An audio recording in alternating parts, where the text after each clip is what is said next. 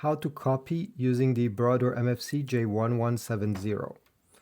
You can make a copy using the automatic document feeder on the top or the scanner glass over here. I'll show you how to insert paper on both of them to make a copy.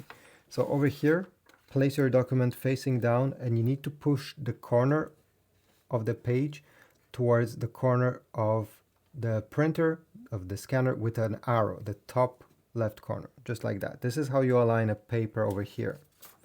If you want to use the automatic document feeder because you want to do a copy with multiple pages, place your document facing down and glide it in between these two guides that, by the way, are moving.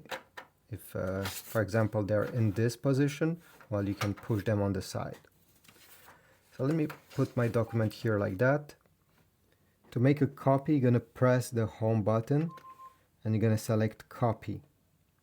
You can change how many copies you want. For example, if you want 6, tap over here and type the number of copies you wish.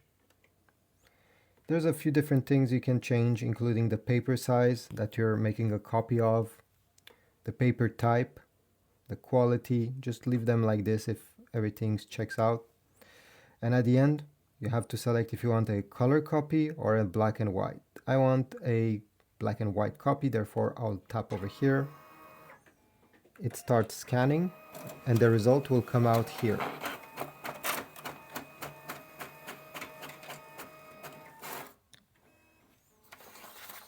Here we go.